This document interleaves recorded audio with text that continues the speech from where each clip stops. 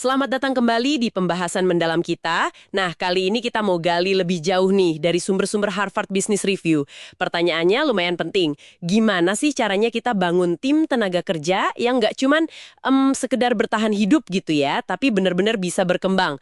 Tujuannya ya kinerja tinggi yang awet, yang berkelanjutan. Kita bakal lihat dari sisi sains otak, pengalaman para pemimpin, sampai taktik-taktik praktis soal mindfulness, resiliensi, sama lingkungan kerja. Intinya, kita mau bongkar rahasia menciptakan performa puncak yang tahan lama sekaligus bikin orangnya sejahtera. Betul sekali. Ini pergeseran yang krusial loh. Dari yang tadinya cuma mikir, gimana caranya survive di bawah tekanan, jadi lebih proaktif gitu. Gimana caranya kita menumbuhkan kondisi yang disebut thriving atau berkembang. Kalau dari risetnya Spritzer dan Poraf, ini tuh kombinasi unik antara vitalitas, jadi energi yang kita rasain, sama pembelajaran. Rasa kalau kita tuh terus bertumbuh. Nah ini kunci banget buat kinerja yang nggak cuma bagus sekarang, tapi juga buat jangka panjang, berkelanjutan. Oke, menarik nih, berkembang. Jadi ini lebih dari sekedar happy-happy aja di kantor gitu ya. Ini soal merasa punya energi buat kerja, itu vitalitas tadi, plus merasa terus belajar hal baru, pembelajaran. Gitu kan? Iya, tepat. Statistiknya juga, wah lumayan ya. Karyawan yang berkembang, kinerjanya 16% lebih oke, dan risiko burnout-nya itu 125% lebih rendah. Gila, jauh banget ya bedanya. Betul. Dampaknya nyata banget buat keberlanjutan tim. Gini, vitalitas itu kan kayak bensin buat hari ini ya. Nah, pembelajaran itu bangun kapasitas kita buat tantangan besok-besok. Dua-duanya ini saling ngisi. Nggak punya energi, ya susah mau belajar. Nggak belajar, energinya bisa jadi gitu-gitu aja atau malah salah arah. Makanya ini jadi fondasi penting buat kinerja jangka panjang. Masuk akal. Terus gimana dong cara praktisnya biar bisa berkembang kayak gini? Sering banget kedengeran istilah mindfulness atau kesadaran penuh, tapi ini bukan cuma soal duduk meditasi lama-lama gitu kan?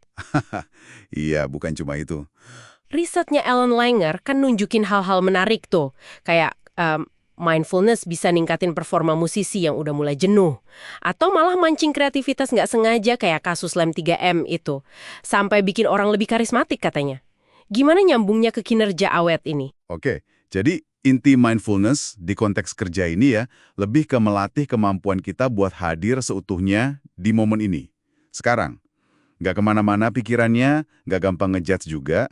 Ini langsung kerasa efeknya, ngurangin kesalahan gara-gara kita kerja kayak pakai autopilot. Contohnya, yaitu kebiasaan kompulsif ngecek email terus yang dibahas Chas Carlson. Lebih dalam lagi, riset kayak dari Chong Leston itu nunjukin kalau mindfulness secara fisik bisa melatih area otak kita loh, yang ngatur fokus sama regulasi emosi. Daniel Goleman juga ngaitin ini langsung sama resiliensi, kayak kita ngelatih otak biar lebih cepat bangkit lagi dari stres sehari-hari. Jadi intinya ini kayak ngebangun otot mental gitu, biar tetap fokus, tetap tenang di tengah kerjaan yang numpuk. Wah, menarik ya. Ini nyambung nih ke resiliensi. Tadi disebut Goleman juga kan. Katanya resiliensi itu bukan cuma buat ngadepin bencana gede, tapi justru buat gangguan-gangguan kecil sehari-hari itu. Diane Kautu juga, dia nemuin ada 3 pilar orang resilient. 1, nerima kenyataan, kayak paradoks Stockdale itu. 2, nemuin makna, kayak Viktor Frankl. 3, nah ini istilahnya bricolage, kemampuan improvisasi pakai apa yang ada. Bricolage ini kayak ngakalin situasi tapi positif gitu ya. Betul, bricolage itu seni memanfaatkan apa aja yang ada di tangan buat tetap maju. Keren kan? Keren. Terus gimana resiliensi sama satu lagi, kelincahan emosional ini bantu kita biar tetap berkembang? Nah, resiliensi secara umum itu jaga vitalitas kita biar nggak habis terkuras pas lagi susah. Biar nggak gampang nyerah. Terus, kelincahan emosional, ini konsepnya Susan David sama Christina Congleton, ini melengkapi. Maksudnya, ini kemampuan kita buat sadar sama emosi-emosi sulit. Misalnya rasa frustrasi, cemas gitu. Tapi, kita nggak dikendalikan sama emosi itu. Kita akui aja, oh saya lagi kesal nih, terima. Tapi abis itu, kita tetap bertindak sesuai nilai-nilai yang kita pegang. Bukan sekedar reaksi impulsif aja. Ini penting banget buat cegah sinisme, cegah burnout, bikin kita tetap nyambung sama tujuan kerja kita. Nah, ujung-ujungnya kan numbuhin vitalitas sekaligus pembelajaran lagi. Oke, jadi udah ada kapasitas individu ya, mindfulness, resiliensi, kelincahan emosional. Tapi pasti lingkungan kerja ngaruh banget juga dong. Apa nih peran manajer di sini? Oh, jelas ngaruh banget. Splicer sama Porat kan nyebut 4 hal penting tuh dari sisi manajer. Kasih keleluasaan buat ambil keputusan, contohnya di Alaska Airlines. Terus, bagi informasi secara terbuka, kayak di Zingermans. Ketiga, minimalisir incivility, perilaku nggak sopan atau nggak menghargai itu loh. Keempat, kasih umpan balik yang ngebangun. Ini, ini kayak resep buat bangun kepercayaan ya. Dan mungkin sekalian jadi penangkal paradoks kekuasaannya Dacher Keltner itu bukan sih? Yang katanya kekuasaan bisa bikin orang jadi kurang empati. Tepat sekali. Betul banget. Keempat faktor itu intinya menciptakan rasa aman psikologis, di mana orang jadi merasa diberdayain, nggak takut buat nyoba hal baru, nggak takut nyaku salah. Ini kan kondisi ideal banget buat belajar dan nyumbang ide dengan energi penuh. Nah, nyambung ke paradoks kekuasaan Keltner tadi, itu bener. Kekuasaan emang bisa bikin orang agak kurang peka gitu ya.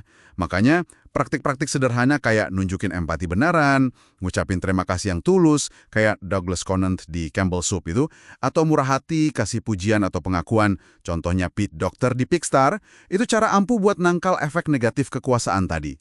Ini semua ngebangun fondasi kepercayaan. Lingkungan kerja jadi benar-benar dukung orang buat berkembang secara berkelanjutan. Sip, sip.